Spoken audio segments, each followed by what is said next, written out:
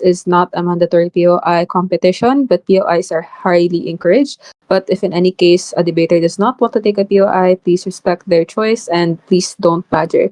And thirdly, let's respect pronoun preferences as well, and let's make sure to not get any equity concerns. But yeah, let's have a good round. Tech, can we start the round? Romel, are we good?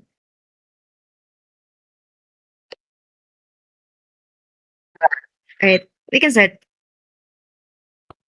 All right. So, debating on the motion, this House believes that it is in the interest of the West to prioritize promoting stability over exporting democracy in its foreign policy. Now calling on Prime Minister to start the round. Here, here. Am I audible? Loud and clear. Yep. I'm Addy. Pronouns are he, him. BOI preference. True voice. On the next word. Adj. Everyone is tired of paying for wars that don't even give us any practical benefits. Now, for this motion, we believe that it is in the best interest of the West to prioritize promoting stability over exporting democracy in their foreign policy. Note that for the purpose of this debate, I will be going on first with our framing, mentioning some of our stakeholders, then going on primarily to our arguments. So, for the purpose of this debate, how we see it is that the West basically is composed of the likes of the United States, United Kingdom, France, the European Union, UK, all of these. It's not just the United States. It's basically having starting wars for so long, and so we would like to hardline that stability is something that is very important in the world today, especially amidst the oil crisis, all the conflicts that we have in the world. Stability would look like promoting stability over exporting democracy would look like mediating in wars, stopping wars, prioritizing the practical aspects of the world, promoting business trade and exports, and over exporting democracy, which looks like if it were integrated in their foreign policy, which means that they would be having efforts into it as a country and as nation groups of nations, like for example as the EU or NATO, that they would be like bringing their Western values into other countries, like for example in Africa, or like for example in just other countries in general, and then especially those who are not yet democratic, and then they would probably go as far as like intervening in elections, rigging elections, trying to overthrow leaders of those non-democratic countries specifically. And so we say that from this point on, which is something we'll be we'll basically further upon later. That's very much costly in many ways. And so the West's interest is basically being already a powerful and an influential force in terms of economics and politics, and with the rise of China as a global superpower as well, is they would want to remain as a powerful influential force, which means then that they would have to rebuild the current image that they have, wherein right now in this day and age they have an image, or like as we all know that the West is led or like primarily seen as like led by the United States. They're currently seen as like like always about wars, always starting these conflicts, always trying to be like act the leader of the free world, but they're doing all these like nasty things. And so stability is something that they want. They want to have that build. They want to rehabilitate their image basically, and so it's also to say that obviously democracy is subjective. Doesn't mean that it works for the West. It's going to work for every other country, because obviously there's going to be some cultural pushbacks. There's going to be some things that they want. So now for a very first argument that it is able to promote soft power. How does this happen? But first of all, what is soft power? So soft power looks like having a level of persuasion and attractive power to influence many of the policies in the global stage. So this would happen if the West as a whole is able to rehabilitate or rebuild the Western image, because right now they look like just someone who just promotes wars. So at most, again, it would look like mediating wars or stopping wars, funding ways in order to um build peace negotiations, like for example catering negotiations. I'll accept the POI later after my first argument. And then this would also look like focusing on the practical aspects of the world, like for example amidst the oil crisis, we're gonna open talks with, for example, the Middle East, like many Middle Eastern countries, and like obviously with those involved in the current conflict, to fix it, to stabilize again the global oil market. This would look like prioritizing security as well, to ensure that all nations will be safe, especially amidst all the things happening. Now, if they were to be able, because right now, really, the West currently looks like just a bull trying to export all of their values, the democratic values, into countries that don't even want it, because obviously it's gonna be very, very bad. But before that, your PYS. Why is war bad for the West? Don't just explain why it's bad for everybody else. Well, obviously, war is bad for the West because number one, why would you want wars to happen? There's mutually assured destruction. Obviously, in the world today, like obviously, if the West tries to go against a country, there's probably another country that's gonna back that country they're going against, and there's going to there's a bunch of nuclear weapons, a bunch of artillery already in the world. Number two, then it's going to disrupt all the economic growth they have. Like what has happened to the United States, to the West right now? They have been suffering in all of these oil crises. Inflation has gone on all-time high. And that actually just helps me with my second argument, which is the appeal to local constituencies. Obviously, if there were to be, if once the United States, or like once the United States, United Kingdom, the Brits, all the parts of the West would be able to rehabilitate their image globally, and like not seen anymore as like a war free pool of people, and seen now as um those who prioritize stability in the world, then they would also be able to appeal to their local constituents, because obviously they're accountable to that. They have the primary incentive to appeal to their constituencies. So amidst this oil crisis, amidst an all-time high in oil prices, in like inflation, they have the incentive to fix these things, because obviously people, the Brits, Americans, everyone is tired for paying for wars, for paying for just trying to export their values into some things that you don't even benefit from. Like for example, if you were an American and if you pay for a war, and like for example in Ukraine, you don't even earn anything from it, and it's just becoming much and much more like worse right now. And so obviously that appeals to their constituencies. It fixes their image in two ways. Now, going on to the very negative case that we push against the opposition, the cost of exporting democracy. What you don't understand, which is that the costs of exporting democracy comes in many ways. Number one, in terms of financial cost. Number two, in terms of the political cost. Number one, then. So obviously, they're already losing in the strategy. The United States has started many wars, and right now they're all turning against them. In military intervention, it's very costly.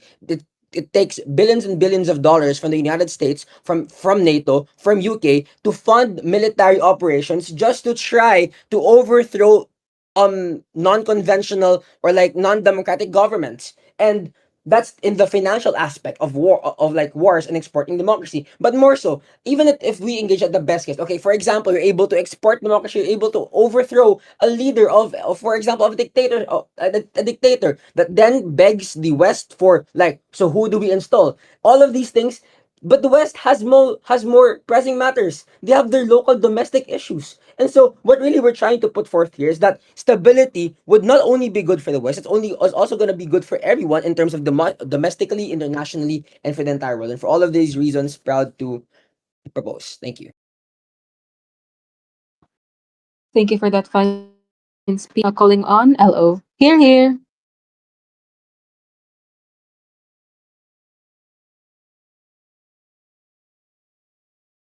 Hi, am I audible and visible? Yep. Alright, I'll set up my timer and my, what do you call it? Do you have a phone? Can I? Okay, no, sir.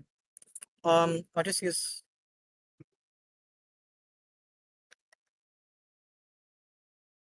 I'll take POIs through chat, cause I probably won't look at. I won't. Yeah, I prefer. I just prefer chat. Sorry.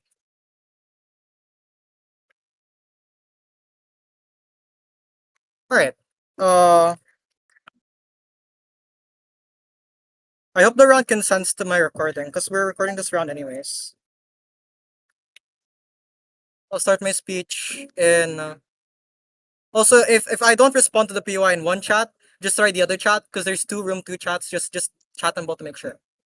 I'll start my speech in 3, 2, 1. The US has killed Osama bin Laden. It works. The US has also abducted the president of Venezuela. It works. Don't believe them when they tell you it probably wouldn't work because that's just gaslight. I want to respond to their big hala case that war is bad. I'd point out pretty simply, Why? They don't really explain why. They don't really explain how. They kind of just explain that, oh, these are certain things may happen, but they don't really explain why these things are so much worse for the America. Like, what's the tipping point and what's so much worse on the West? Why is conflict actually okay? There are three reasons. Number one, you're likely to win. I think they concede this pretty simply. They tell you that the US is probably the strongest, so why is it why is it likely to be bad that you ought to do these things? But secondly, it's hard to attack the West geographically. Think about the United States of America. You either go from Canada, which probably wouldn't really work out, or you go from the South Americas. Either that or you go from the ocean. That really isn't the best when you know that the state already has like surrounded everything pretty well. But finally, other countries lack the incentive to want to mobilize against the West specifically, mainly because of the fact that the West already has the most staying power, but also because of the fact that the other states are very like are probably have the less capacity. So it's very hard for the countries to want to mobilize. So it's hard for them to want to say that they're probably just lose.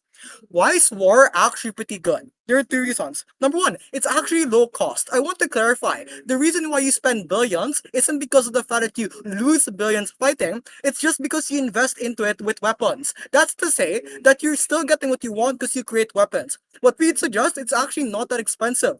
You don't really lose that much realistically. Look at how quickly the Venezuelan president was abducted. That literally took like what, 3 hours? They didn't really lose that much at the very end of the day. Therefore, it's pretty easy actually. But secondly, it's inherently strategic. They can't just tell that you will attack, I don't know, China because it's like undemocratic and then you'll lose. The way in which you'll choose to want to go against specific countries and the way in which you'll choose to extort democracy in the first place is likely to be the most strategic, likely to be the one you think is the most successful.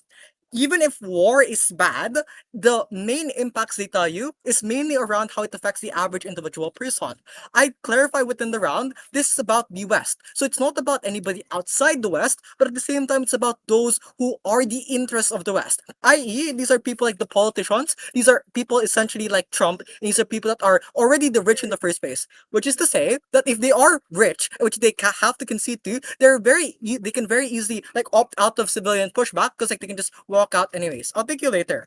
Argument one. Why is the exportation of democracy? Why does that consolidate the most amount of power? I'd suggest the most important like metric. What does the exportation look like? I'd say two things. Number one, it's probably going to be sending out assault groups. For example, it's the fact to send out planes to want to abduct a certain person. But secondly, it's putting democracy first. So for example, it's the fact you'll likely want to prioritize democracy with other countries. So if other countries don't have democracy, you probably won't want to cooperate with them. Why is this prioritization inherently justified? I'd point out that you're able to put a lot of money, you're able to put in a lot of money into this, and now you have the capacity to use that. So you have the incentive. So it's inherently justified because you already are putting a lot of money into it anyways. You're putting a lot of money within national security, and you're able to put a lot of money within your military. Like I think it's already precedent that the West in it of itself already spends hundreds of billions of dollars within its own military, even if it doesn't really use it at the very end of the day. This then consolidates power in three ways. Number one, the West is often entrenched with how democracy manifests. That's to say, once they kill the dictator, they're able to want to entrench themselves on who's able to be put onto the podium in that new country with democracy. So they're able to want to entrench themselves within the politicians. The politicians that will probably get into power within these new democratic countries will probably be connected to the states anyways, or for example the West. And that's probably how they'll get consolidate power. But secondly, it's the savior complex. Because of the fact you are the one that saved these countries from probably dictatorships, you do have the average like the obvious obligation to get something back. So that's to say that because you have sunk costs spent billions on these things, you're able to get resources from these things. But finally, you're able to get build what you need within these areas. That's for example the fact that the Philippines has US military bases. And that in and of itself is strategic because now you're able to build certain things. For example, what literally is happening within Paxilka, but at the same time, you're able to build specific things within specific countries that are around Asia, which means it's easier for you to go against, for example, your political enemies like China. So that's pretty simply why it consolidates power. It's just a lot easier for you to be strategic. There are two impacts to this argument. Number one, the outreach of the West becomes much more powerful. So if you topple dictatorships in Asia, that's very good because you have military bases in Asia that lets you mobilize against China. But secondly, you're able to extract resources from these areas. So it's very simply the fact that you're able to get military bases within these areas, but at the same time you're able to negotiate more with more leverage because of the fact you have these things. Even if it's not 100% likely that you'll win, or even you win the war, it's the fact that you have that reputation of winning. The fact you have have that reputation of doing things at the very end of the day, the fact you're able to do these things to Osama bin Laden, the fact you were able to do these things to Venezuela, even if you do not have the 100% chance to succeed, is the fact you seem pretty strong, and that's why countries are likely to bow down to you. I'll take that PY. So you only assume that it is just the US in the West. You do not prove how the other European nations, as well as Canada, want this war specifically. Please respond. Yeah, so if the state does this war, and that's the most likely frame that you guys had, then it will only affect the states, so it's fine for Canada. At the same time, you're able to have more, like you weaken like threats from outside of Canada, for example, like you have Lebanon that may attack everything else, so you're able to actually benefit like Canada in that specific way. And even at the end of the day, the states in and of itself is the biggest actor when it comes to the West. So I don't really understand why that's going to be out of the debate completely when even your PM talks about the states all the time. Why is the prioritization of stability worse for the West? There are two reasons. What does prioritization look like? Or like, what does prioritization of stability look like? There are three reasons. Number one, you ought to avoid conflict altogether. This is literally your entire frame. You don't want to do wars. But secondly, you focus on the safest option. So for example, it's the fact that some things may be riskier, some things may get you into conflict, therefore you don't want to do it, even if the amount of resources you'll get from that is very big. But finally, you commit to these things long term. Why is this bad? There are two reasons. Number one, you allow threats to manifest. So for example, it's the fact that you do have the most amount of like consolidation right now. Sorry, babies. You do have the most amount of consolidation right now. The fact that you stop being that and you decide to do safe things means that you suddenly lose that amount of stake within the global atmosphere, which means you stop having that at the end of the day. But secondly, you actively withdraw from conflict from other countries. So for example, it's the fact that other allied countries may be within like conflict, but you choose not to help them simply because it's the most stable option. That's to then say that it's worse for your allies, it's worse for your own, like for example, your own relations. But if that is true, all those reasons oppose. Thank you for that fun speech, LO. Call PM. Here, here. Hello? Hello?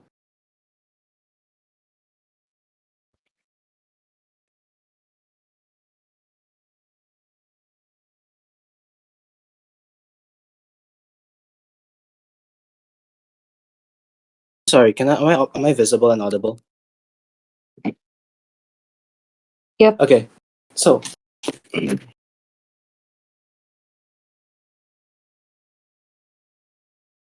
hi everyone, my name is Morgan, and starting my speech. So I think that the rise of China as a superpower has caused a lot of anti-Western sentiment within a majority of the countries that this motion applies to. We think that because people are starting to be more aligned to China, that leads to two things. Firstly, is that they understand the harms that the West, specifically the US, has done towards their country. That is military interventions. That is taking away the resources. But then secondly is to see this other major superpower as a guiding light, that China won't do that because China has not done that, because they have is because of this rising anti-Western sentiment, that this motion is particularly relevant within the current time. I want to clarify a few things before I get into my rebuttals and note how we are much more nuanced and how we are much more charitable than opposition. First thing, three interests that we think that the West has. Firstly is soft power. Secondly, is business opportunities. Given that the West has a majority of MNCs, that they would rather have they would want to have their businesses have this power, not only as a way to get soft power, but also as a way to earn more money and bring it back into the country. But then thirdly, it is to appeal to its constituencies. Note panel, we want to clarify on what the West is. That is not simply just the US. We tell you that the opposition does not prove why Europe and the other countries would want war. And we think that their reasoning that the US as the main actor is flimsy because it does not engage with the spirit of the motion. If it was just about the US, it would be that the US should do this. But no, it's the West. And we tell you that that for us to be very fair and a nuanced framing of this debate, the West prioritizes money and they prioritize soft power.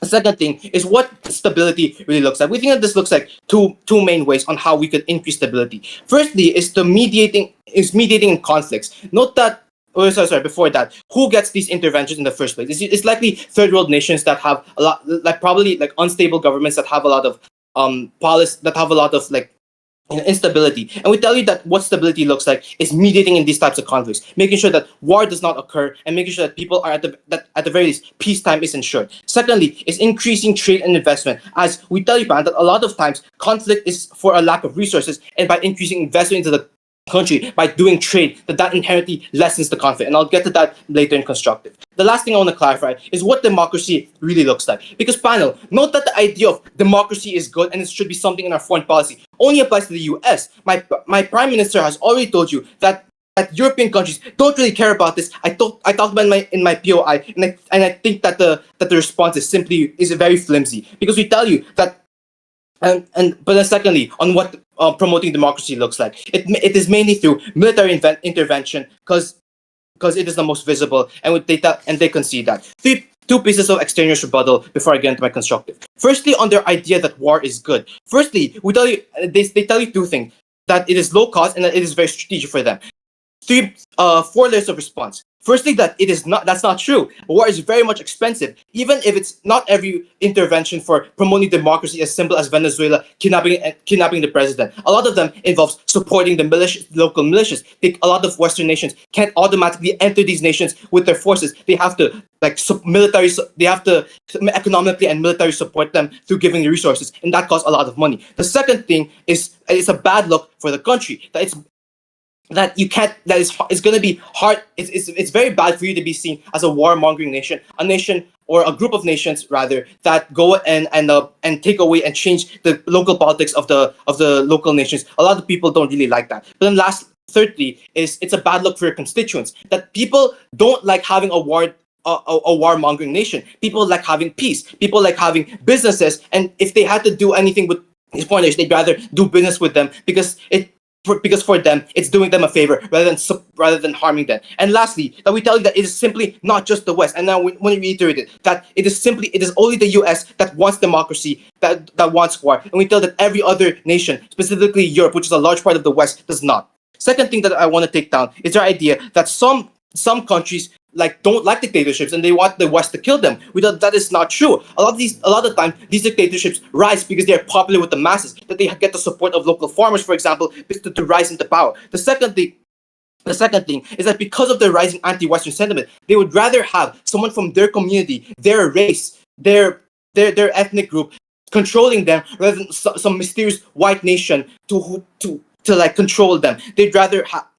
We tell you that they would not like that, and that just leads to more rebellion, which goes back to the idea that war is very costly, and we tell you that point should not be credited. I'm gonna rebuild what Adi has told you in two main extensions. Firstly is on the extension that stability promotes soft power. What did Adi tell you? Adi told you that that promoting stability leads to less conflict, and that leads to them a savior conflict. That the West becomes seen as more of a savior. And I tell you that still remains true and remains unresponded to by LO, because we tell you, panel, that it's through presenting themselves as this peacekeeper, that someone who doesn't want war and wants to support and wants everyone to harmonize and go together, that leads to them having more soft power and being seen in a better light. The second thing is because of the growing anti-Western sentiment, because of people following China, and because people are starting to realize what the US has really done for their country, and the answer is a lot of war and a lot of bloodshed. Lastly,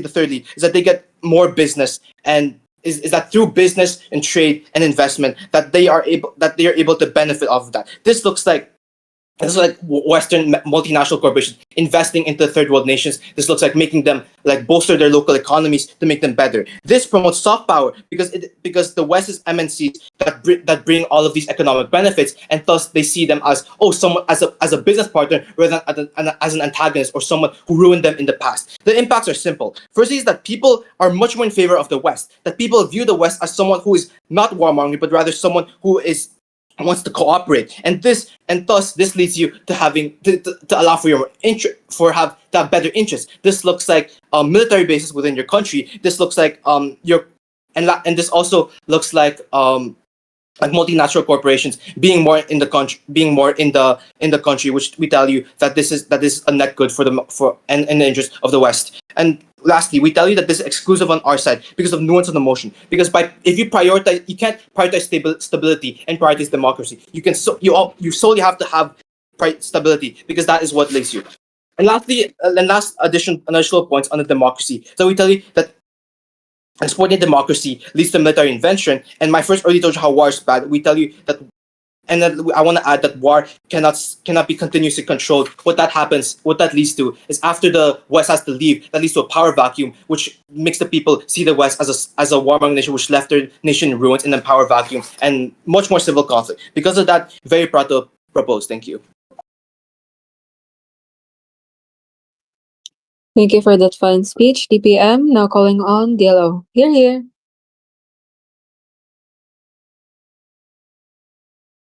Hi, am I audible? Loud and clear. Got you. Okay. I'll start. Actually, wait. Are you guys okay with recording my speech? Especially if you want to raise POIs, which preferably by the 56 minute.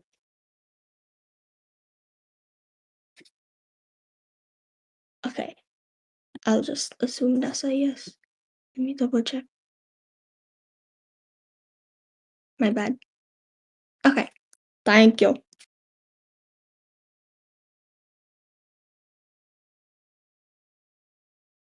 Okay. Sorry. My paper is very messy. I'll start in 3, 2, 1, go. I have 2 questions before I go into my extension and 2 issues. The first question I want to ask is, do we actually care about soft power? I want to say that in a vast majority of these cases, as they already said from their first speaker, that they already have the power internationally, for example. They have the influence, especially for a lot of Western countries who are part of the global economy, part of, like, for example, a lot of these trade associations, etc. I think in the vast majority of the cases, a lot of these Western countries care about the power they have now in maintaining it. It's unclear why they want to go for this soft power anyway, if a lot of the people who are politicians in our world are more likely to be rich, or people who are more likely to be corrupt and can get votes anyway. It's unclear why the only way that they can become stable or actually have people care about these politicians on the ground is through being trying to be stable on their side, when we say that they're more likely to be in power anyway and more likely to have that influence. The second question I want to ask is, will wars actually happen? I want to say in the best case scenario, no. This is exactly where we're just going to say that just being or just having a military base in another country, for example, is enough. It's enough to show that you have enough power, to have enough influence, and it already acts as a deterrence. In the worst case scenario, I want to say yes, and this is where we bite the bullet. Wars can happen in the worst case scenario. So, for example, even if a military exists in a certain country, a war may happen. But I want to flag that this is far better than letting these threats manifest that may harm the people in the POI. country, but may just harm, for example, the political ways they want to intervene or they want to deal with the issue in the future, instead of letting it manifest and letting their power that a lot of these Western countries already have just sit there. The second thing I want to do is just to extend. I want to prove why exporting democracy in itself is strategic and why it leads to things like stability. The first question I want to answer is, why is it strategic? I want to explain the process. When you export things like democracy, there are checks and balances that you need to do. For example, you have a military base, you need to cooperate with a lot of the different government officials. For example,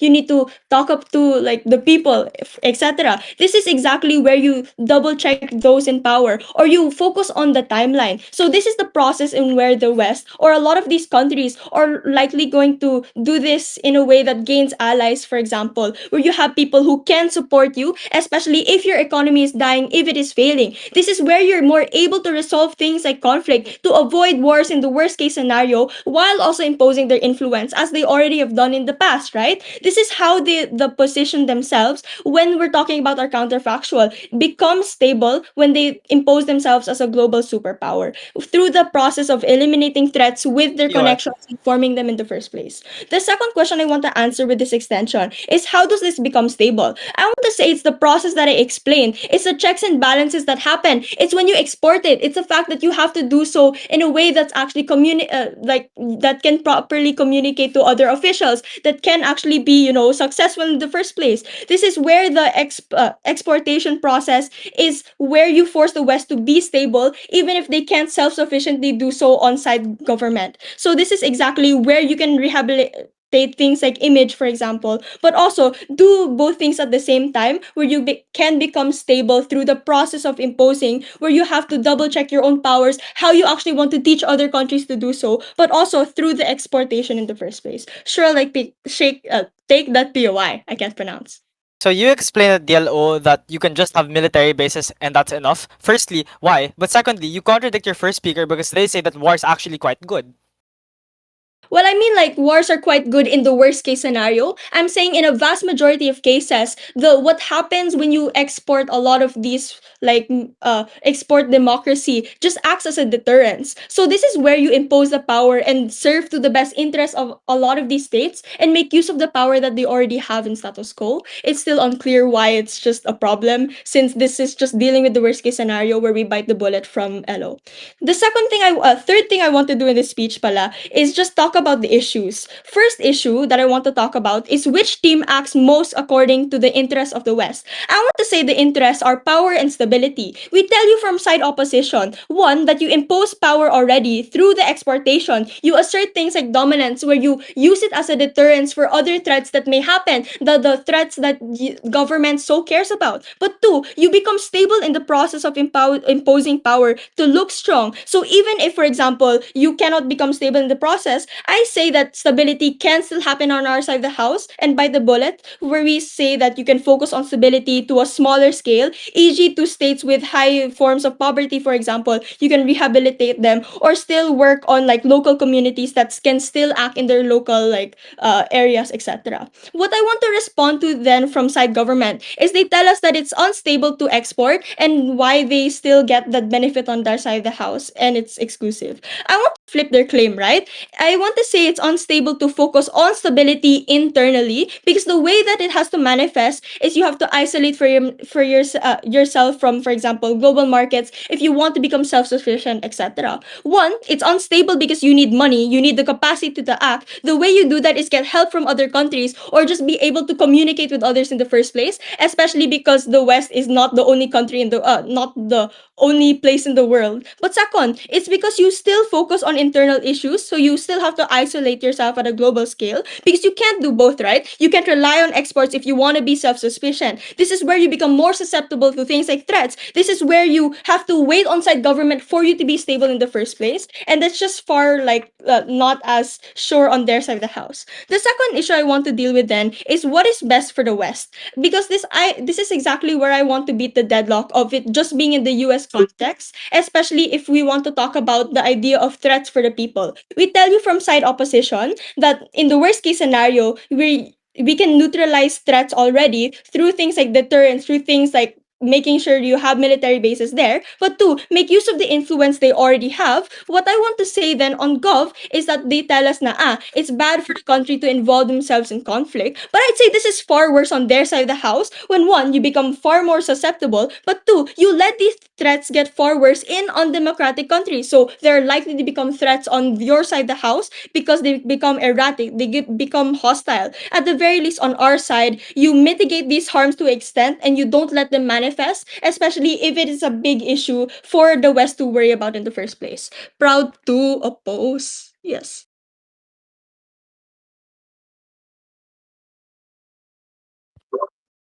Thank you for that fine speech, DLO. Now calling on Government Whip. Here, here. Hello.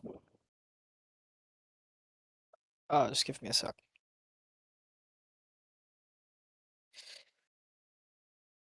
Am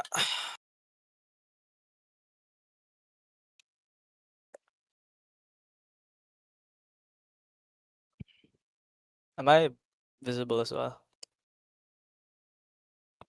Yep. Great. I'll record as well. Your POS won't be heard naman.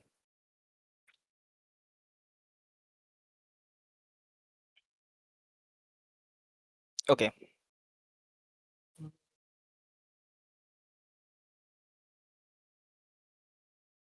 I sorry. Okay. I'll start in three, two, one. The benefits of trade, the benefits of FDI and investment and stability across the region are as important to the West as it is to any other state. It is for these reasons exactly that we think it is in the interest of the West to particularly prioritize stability. Anything that they want to talk about opposition is only going to be able to be fulfilled by one actor, and that is the United States. The first thing that I want to do is just discuss some extraneous responses to their case. Firstly, look at the contradiction. They explain at LO that war is actually quite good and it's actually quite cheap. They then explain at DLO that war is actually not good and you avoid that military bases are fine. The reason why you cannot credit this as an even if in the worst case is because DLO spends their entire speech on it. That means that the material is substantive enough to be given not just an even if, it is an entire case. The reason why this is important is because they cannot just flip flop their counterfactual. I'm still unclear as to why states like France, states like UK have strong enough militaries to military intervene in states like Sudan, in states like in states like Qatar or sorry Iran for that matter, which the US literally did. The nuance of this motion is quite apparent. It's the fact that it's about the West, and even if they want to explain at LO that it's only about the US because they're the ones with the most military power to do this in the first place, I don't think that that's the actual debate. The actual debate is about the entire state. Therefore, you don't really engage on the case that we're giving. Now, secondly, I want to just talk about the entire thing about military bases, and this is the main material that you get coming from Mia. The reason why this doesn't work is because military bases is not enough. They never answer as to why it's enough. The most is that they give you is that it's going to be a signaling effect for deterrence. The reasons as to why that might not be enough is firstly is that the narrative will still be that the threat still exists. Ayatollah Khamenei in Iran still exists. Having a military base does nothing. But secondly, it's the fact that these states will still operate as non-democratic states. So I don't know why military bases are so important in this round. There are two issues that I want to discuss. The first one is about Western states and how we're generally able to cater to them as like cater to their interests. But before I talk about that issue, very quickly, I want to talk about something else. It's the margin, right? Sorry, no, it's the priority of these actors. Because I think that you get a lot of benefits of like power and soft like power that you get from either side. The most important thing that you can credit here, coming from my speech, is particularly that you lose out on the most exclusive things like trade that I will explain later. Firstly, on the issue of Western states, what does opposition explain in this regard? They explain that Western states have the incentive to militarily intervene to deter threats and they have the capacity because war is quite cheap because you have military equipment. Why does this analysis not work on the round? A. The cost of militarily intervening is more than just wartime expenses. It is losing trade with certain states that have resources that are crucial to you. For example, if you are Canada and you decide to militarily intervene because it's allegedly in your interest for democracy, you intervene in Iran, boom, you lose oil. You lose out on natural resources coming from China because they aren't a democratic state, like exports in terms of like in minerals and things. These are all things that are quite irreplaceable. There are no other states that can give them to you. So that this explains that naturally, if you lose out on a lot of these things, obviously that's not in your interest because this supersedes a lot of the benefits of soft power that both we actually also give you on side proposition. It's the things that will directly affect the way in which the country can operate and affect the way in which the people within the said country can operate. The implication of this is that our side is able to have this much more exclusive benefit. Under their side, they lose it. When other things like soft power can also be co-opted under our comparative, we have the most exclusive and important benefit in this debate. But secondly, on price, I would note that it's not just the USA. Like obviously there are many other Western countries. So if it is to say that sure you have military bases and you can military intervene in these other states, the problem is that literally they don't have the military to do this in the first place. So naturally, the claim that you get coming from Richard still doesn't work. You will still have to spend money in order to make sure that they can do this if you do believe that it's in the interest for all of the other Western states, which quite frankly it isn't. Therefore, the implication of this first issue is that in terms of actually providing benefits to the people on the ground and doing what is most exclusive for these states, clearly you need to not invest into war. You need to not even invest in military expenses because the return that you get from this is quite marginal to the effort that you put in. What? That is to say that under our comparative, things like trade are far better because you primarily invest into things that will actually benefit the state. It'll benefit the way in which the state can operate and things of that nature. But before I continue, go. You lose out on all of these resources on Gov if you aim to become stable because you have to be self-reliant. You can't do anything else or rely on things like exports. At least on Op, you gain allies for other resources that you do not have and you might lose. Okay, so how do you gain these resources? These questions are still unanswered under your comparative. What we explain pretty clearly is that if you have stability, it's also things like cooperating with other states, primarily because you promote stability across the region. It is a it's a multifaceted mutual agreement under our comparative. The very reason as to why you shouldn't export democracy is because the benefits of community and genuine trade with other things far outweigh the soft power that you get from like your comparative when you export democracy and you spend long times into military interventions, military bases, and war. The second issue is on the interest of these states as a whole. So if the first one is about like Western states and how it benefits them, this is just like a prerequisite question. Why do states care about the things that they care about things that they care about in the first place? Because OP explains that you have checks and balances in other states and you allow for deterrence. The reason why this doesn't work is, as I explained, they don't really care. Like, a military base is not enough. The threat is still undefeated. Democracy isn't fully exported as long as the threat isn't into power. The implication of this is, if a military base is not enough, what are they likely to do? I think it's what happens in First Speaker Clash, where you're more likely to military intervene and get these leaders out. The problem is that don't believe in the intuition pump that Richard tells you. Since it is expensive, because it's not just the US, you're likely to leave after you remove the leader. Did America actually try to help a new leader with Venezuela? Probably not. Like, maybe they did, but to the extent, the extent of it is probably quite limited. This means that likely under their comparative, the people that will actually take control of this power vacuum are radical groups with very anti-Western sentiments that will be complementary to the anti-Western sentiments of places like of like Iran or China. So this explains you can only be seen as stable and you can only get the benefits of soft power, which are things that we both implicitly agree on, if you make sure that you realign the identity of the West. They are not neo-colonial like horrible people that will impose themselves onto you. They are allies that will be able to help your region and be able to like stabilize. They will be able to like trade with you and promote stability across the region.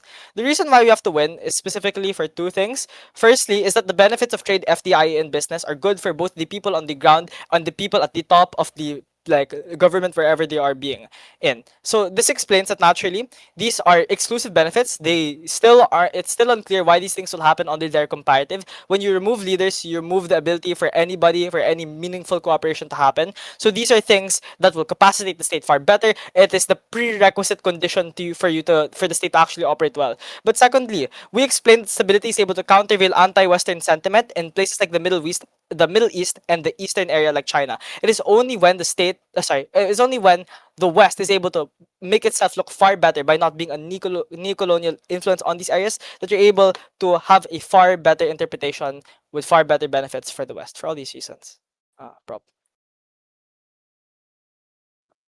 Thank you for that speech, Government Whip. Now calling on Opposition Whip. Here, here. If it is true that retrospectively, sorry, I'm gonna get my timer. I forgot.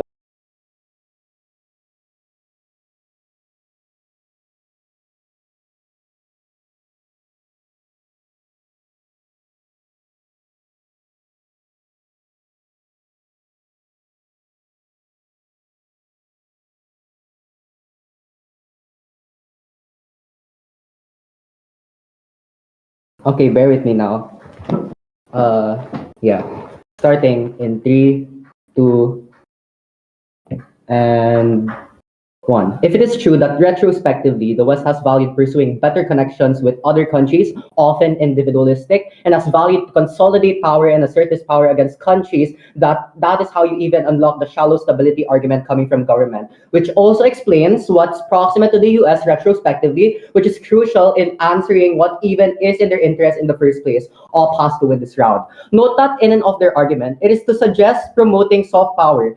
Firstly, I'd like to note under this that this doesn't answer why this is their interest over exporting democracy at the end of the day. At best, it only explains what the US should do and not why it is in their interest to do so. Their argument is a benefit. The motion is a value judgment of whether it is in their interest to do so. I think secondly, the prerequisite is proving interest. I don't see how the soft power is any different to the power you can consolidate with what the US has already been doing. Note that this is important to assess in this round because the only only way you can assess larger interest is by identifying what has been happening retrospectively and what has been in the interest of the U.S. and of any other Western state I think they also say that, well, you'd want to appeal to local constituency because a rehabilitating image means appealing to local constituents and that this is already in their interest.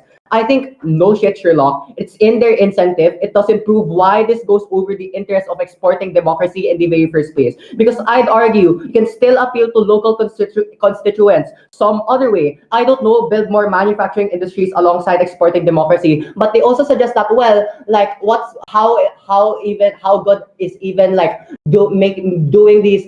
creating these military bases anyway, which they keep on burdening pushing to us. I will answer that. I will answer that later in my speech.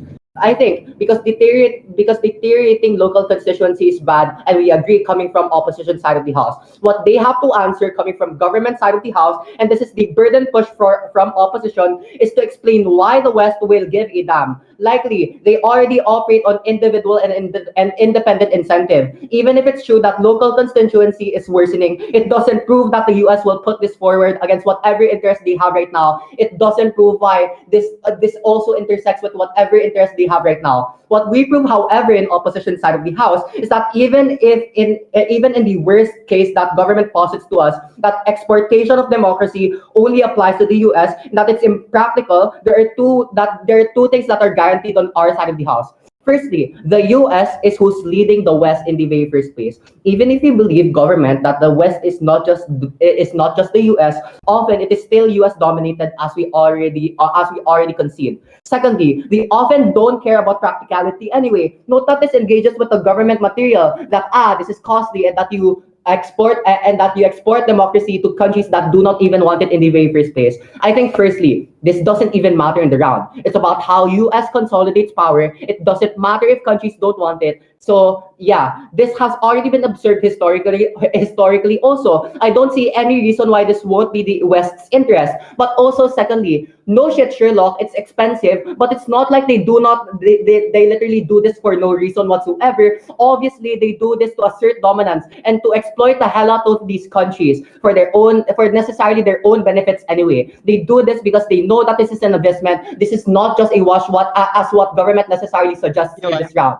So I think building these military bases in other countries is still going to be essentially important, and I will prove this later in my speech. Weigh this by virtue of what's been happening retrospectively. We already explained that it has been in the interest of the United States to necessarily consolidate power, as this gives them power also, and it also correlates to how they're even able to secure stability in the very first place, because they have access to other power from other external countries in the very first place. I think if you want to argue this coming from government side of the house, they have to prove why this is exclusive. At best, we already explained that exclusive that stability is better on our side, in consideration that you literally do this by overpowering whatever country there is. So Wolf the burden pushes us to answer why military bases are even so good to begin with. I think, guys, because this also just go back to the country's benefit anyway. Whatever stability you get from government is the same stability you get from asserting dominance by building military bases on other territory.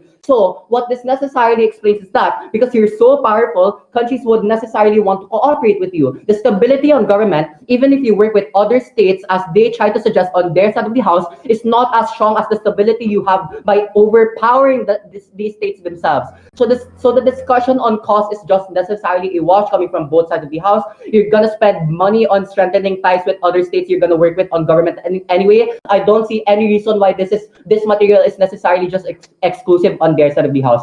So I'll necessarily just explain what is actually just symmetric in the round. I think what is symmetric in the round is necessarily just spending money and having stability in the very first place. On their side, you get stability by probably strengthening whatever you have internally and probably cooperating with other states if needed.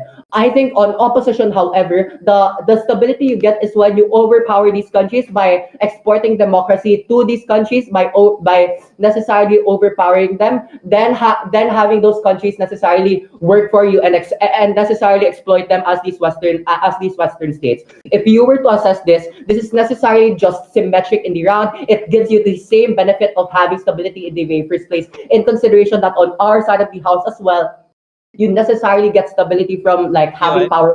having power over these countries. It's already protected time. I think necessarily what the difference of stability is coming from opposition side of the house is that you get stability through overpowering these countries. What this means is that you have power over these countries. You have you send a signaling effect to other countries as well, which is to necessarily suggest that you have power over other countries as well, and not necessarily on just your own country. So what this means also is that the way you're able to secure stability on our side of the house is by necessarily exploiting whatever resources you have in order to export democracy on other states as well. Note that this is more strong in comparison to the stability that you get coming from their side of the house, because the ties that you get by doing things like coordinating with other states is just by that nature in and of itself. The coordination with other states that we get coming from our side of the house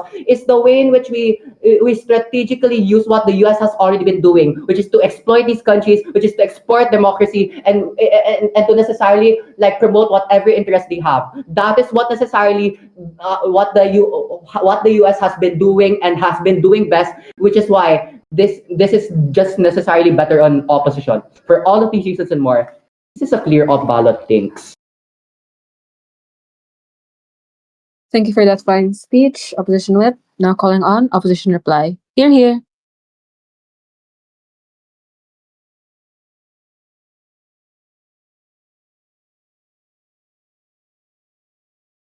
Sorry, am I audible? Yep, loud and clear. Cool. Got you. Okay. Give me a sec to start my timer again. Keep closing my phone. Okay. I'll start in 3, 2, 1, go. Panel, if I ask you to waltz into a Western military base, you won't do it because you'll get targeted. From this intuition pump alone, the deterrence that comes with exporting democracy, with being present in different countries, is enough when we talk about the interest of the motion, when we talk about the power that a lot of these Western countries already have, the power that they already care about and already exists in status quo. It's unclear why government wants to shift to soft power. But two, it's also because I don't understand why this suddenly doesn't work in their side of the house, or why they explain it when both sides agree. When when a lot of these Western countries has power, they still care about it. They might as well use it. That call out aside, I want to ask two questions to resolve this round. First is, who appeals best to the Western incentive? So this is exactly which team is most in spirit of the motion. As Timothy said, I want to say that in the spirit of the motion, we still appeal to the power that a lot of these Western countries want to use. When we talk about being a deterrence in other countries with imposing their power, for example, that in itself is exactly how you make use of it. But two, it's exactly how we respond to opposition as well and co-opt their benefits, where they say they get stability. I want to say that we already told you why it's not symmetric, why you can still do it with forming allies, with forming a lot of these communication systems, or just forming communities, especially while you can eliminate threats at the get-go, or while you can eliminate threats in the process in itself. This is exactly how you can still cater to people on the ground, but how you can appeal to the best interest of actually getting power for a lot of these Western countries. But two, just being able to become stable in the long term. Third, a second question I want to ask then is, what is actually best for a lot of these Western countries? We told you from side opposition that a lot of these countries that have power needs to get used, or already power or forms of power that they should focus on, e.g. things like having military bases that exist in other places, military stationed elsewhere, or just having forms of democracy, or having a say in, for example, their politics. It's already important part of what is actually best for them, especially when we told you this is how you become stable. But two, this is how we also respond to Gov, because we say what's actually best for Western countries is not focusing on soft power, because we already told you the way a lot of these countries get support is what they're already doing, which is where they eliminate threats that already exist in status quo, making sure people are safe externally, especially if they know they're a global superpower, and instead of abandoning on their side on just like a lot of the connections they may or have already made, if they try to internalize and focus on things like being stable internally. It's clear clear from the get-go why it's not best for them. One, because it's more likely to be unstable. Two, because you isolate themselves. But three, it's just that you have to become self-reliant, and it's unclear why these impacts are so like sure on their side when this form of like stability, for example, will only happen in the long term or in the best case scenario, which we already proved doesn't happen. And why, at the very least, we still get it on our side. Very proud to oppose. Thank you for that fine speech. Opposition reply. Now to finally end this round, calling on government reply. Here, here.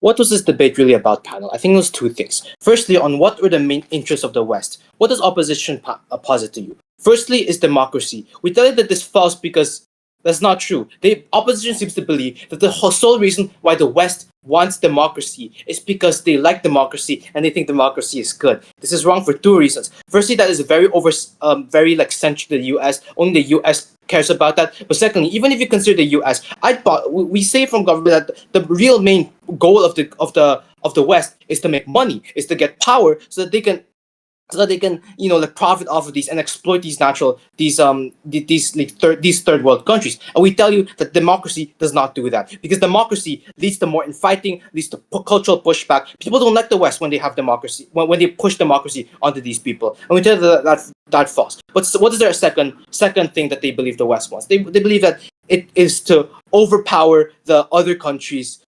But then I also don't think that is true, because like I said, people like if you overpower these countries, why would they want to do business with you? Why would they want to let your companies into this? What that leads to then is just more war, and more war is costly for all the reasons that every speaker in my bench has already said. That you have to military intervene, you have to push out soldiers, you have to fund these military groups within the country if you don't want to. And note that, panel, if they really do like directly military intervene, which is what opposition wants, that you get sanctioned, which sanctions are bad for business, because if you have sanctions, then that means that you inherently like are not able to do as much things. What does government posit to you then? Three things: soft power, trade and business investment, and appealing to constituents. The reason why all three of these are exclusive on our side is simple. Firstly, on soft power, is that on the opposition side, that they have no narrative to countervail the way by which anti-Western sentiment is already shown. That people in these countries are already thinking, why are we supporting these neo-colonialist invaders when we could be supporting like China, who's like the king of the global south, for example? Like, we tell you that on our side, that we are able to counteract that narrative by emphasizing soft power, and that is the exact reason why soft power is so important. But the second reason is trade, because it is through cooperating and not funding more military interventions and conflicts that you are able to get trade, you are able to have investor confidence and stability within these countries, to put your factories there so they can make more money for you, for your MNCs to profit off of. But lastly is the appeal to constituents, because people in these Western nations already know the past and they don't want to like repeat all that. They want their nation to be seen as a war-hungry nation. They want their nation to be seen as peaceful, as a savior of sorts, and we get that solely from side government. The second main question is war slash military intervention good? Disregarding the contradiction coming from opposition, they say that they genuinely want hard power to overpower the constituents. We tell you that's not good, because if you have war, then that means you get less opportunities to profit off of, to make more business, to be able to get the things by which the Western nations want. So why does opposition lose? They win on three things, two of which are method debate related. Firstly is that they don't deal with the spirit of the motion, because they only deal with the US. They say that the US is the main one, but we tell you that's not true. And what that means is that they are squirreling the motion. They should lose because of that. But the secondly is that make a major contradiction. Note, panel, the entire of the first of LO's speech was about how war is good and how war is in the interest of the West. But then they end up pivoting and say that no, it's actually our worst case scenario. But by the last speaker, they still say they want hard power. We tell you that the entire case is unclear, and you shouldn't credit for them. But then lastly, we tell you that even if you take their case that overpowering the country is good, we tell that is not the goal, because if you overpower and if you do military might over these nations, they're not gonna want you. Government wins for two reasons. First, treat an FBI, that we bring money to the West and we make the West richer and the constituents happy. But secondly, is that we counter this anti-Western sentiment, that we are able to make people see the West as more likable, as more friendly, as a peacekeeper, and that leads them to exert more influence, do stuff like military bases, and support themselves. Because of this, proposition win. Thank you. Thank you for that fine speech. Government reply. With that, you may now cross the house. Give me 10 minutes to deliberate, and I'll be back to give my OA. Thank you. Cross. Thanks, Alright. guys. Thank you. Okay. Cross, cross, cross. Ross, thank you. Debrief. Debrief.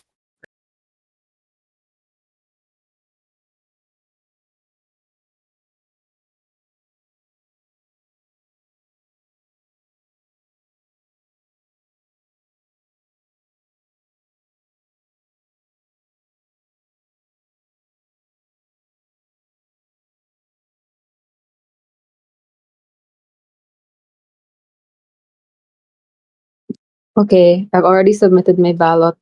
Just a quick roll call. Is government here incomplete? We're incomplete. Cool. Is opposition here incomplete? Yep, we're here. Okay, let me just set up my timer real quick. Before I start my OA, I'd like to tell everyone that obviously I won't be covering what happened for the entire round, but if you wish to ask for PCs, if you're a minor, please contact OC for that. But if you're not a minor, please feel free to message me on Discord. All right. Starting my OA in 3, 2, 1. Hi everyone, I'm Bianca. I was the chair for this round. First off, I would like to congratulate everyone for a job well done for round 3. So, with that being said, the outline of my OA will go as follows. First will be my call, secondly will be my justification, and if I still have some time left, I'll go on to some general comments. So, with that being said, the call for this round is it's a government win. Again, it's a government win. So, with that being said, what is the justification that I'll be using as to why I gave the win to side government? So for the entire round, I actually just have one main issue, but I'll be using multiple layers to have it as a metric. So first then, on to the first and only issue, posits the question, where is the West better off in staying in power? The reason as to why I chose this issue is because both houses were able to talk about, in line with the West's interests, are they able to stay in power, may it be in stabilizing or in exporting democracy? So it just goes on to the question, where is the West better off in staying in power? But before dissecting that issue, let's take a quick look at to what cases were being posited by both sides. Let's take a look at government then. Government was able to tell us that these countries in the West have interests of ensuring that they're in power without compromising connections, may it be in their local constituents in their own countries, or may it be onto international partners to which they have trading dealings with. This is necessary as they want to rehabilitate their image and stay in power still in the face of China's growth. Case line at government is clear. They tell us that the West is better off staying in power because you get to maintain or even strengthen their state of stability as they would go for having better trades and having mutual agreements, which ultimately trickles down to having like better optics to your constituents in your country. And therefore, it just becomes something that catapults you into a state of stability if you were to actually prioritize that's the promoting stability. With that, then, how did opposition actually enter this debate and actually combat that claim coming from government? Opposition came in to say that war or having this exportation of democracy is something that is necessary as it is successful and actually gets the job done, citing with Osama, Osama bin Laden and the Venezuelan president being caught, as in to say that it's something that makes the job done insofar as it's something that actually ensures that the interest of the West is something that is kept in check insofar as they get to stay in power. It is a necessary investment that cascades into having this aura of being empowered, being overpowered, which is the main interest of the West to consolidate the power that they have. The case at opposition is clear. They tell us that exporting democracy is something that makes them better off as it makes them stay in power, present their strategic placement, especially with it having like the necessary checks and balances to which they ensure that they are still like all over the place and able to have this capacity to overpower like even the growing nature of China. So with that being said, with those two cases being laid out coming from government and opposition, why then did I give the win to side government? So going back to the question as to where they are better off, the West being better off, I'll be using the metric of success as to how these benefits are actually able to accrue and have like a successful outcome at the end of the day, right?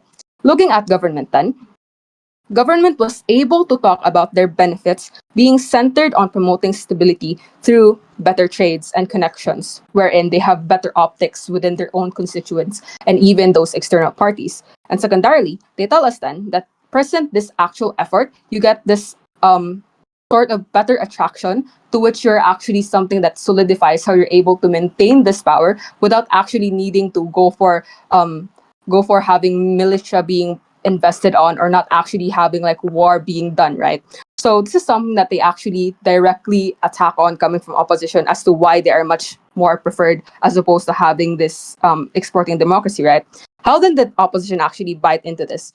Opposition was able to talk about how this is a strategic way to position the West insofar as they remain a powerhouse all throughout the while that they get to export democracy, because in the process as they export democracy you get to build certain like bases, and in that you get stability and there's like an overall like cycle to which you're able to stay in power. While I do think that this claim at opposition was good, considering that it is true that you get to build something all the while you're exporting democracy, I feel like it didn't have the tie back to being successful contingent to it being a match with their interests. Because I feel like government's call out was good. Bases aren't enough, more so wars. Because while I do think that okay, wars can do the job done and have it to be successful and how you're able to have this exporting of democracy, I needed more of a push into a likelihood analysis insofar as how it's something that is successful, to which this democracy is something that gets enacted at the end of the day, present that you get to overpower yourself within these certain areas to how these regions would be able to actually take this in a good light. Because while you do get to have this expansion of having like bases within the Philippines or all in the other nations, I feel like for it to be something that actually clinches the win at opposition, they need to tie back the success of it something that actually accrues benefits as to how this is brought back towards these Western nations, insofar as it actually has better optics as well to these nations that they situated upon to have these bases. Because if I were to look at government in terms of success that they used, in terms of the success that they talked about, they tell us that this accrue present the priority in stabilizing, which can be analyzed in having one, better optics within the locals and even the other nations present the actual partnerships that you have, and secondarily how this becomes the viable prerequisite as to how these like possible investors or even like within your own localities, within the constituents of your nations, actually seeing you as something that is worth it to be invested upon, and therefore it becomes something that snowballs into something much more bigger. So if I were to really look at the metric of it being successful and how these benefits actually accrue in the long run, I actually believe that government was able to have much more of a viable, much more of a palatable discussion as to how this is able to actually accrue, considering that it becomes something that is a prerequisite as to how this maintains your power and actually makes it grow over time. Because if you look at what was being posited opposition, while you do get this aura of being overpowered and having multiple bases over like over the world, for an example, it doesn't really go for how it ensures that people will be likely to opt into having like more partnerships with you, for an example, considering that the optics are already at that point a little muddy, considering that you still like continue to just have this way of like exploiting to a certain extent as being posited by government. So in terms of the metric of success and how the benefits accrue, I was actually more inclined to believe side government. What is the second metric then under this issue? It actually looks at the sustainability as to how even at this power empowerment that you have at the West, how are you able to sustain that in the long run? I feel like what I heard from government, from my own understanding, was to say that you get to actually sustain that power because you establish yourself to be stable. Hence, there would be more external partners who would like want to build factories within the West and would want to invest. And overall, there's just like a more of a better partnerships that would happen that would therefore just help in how you're able to stabilize yourself in the long shot, right?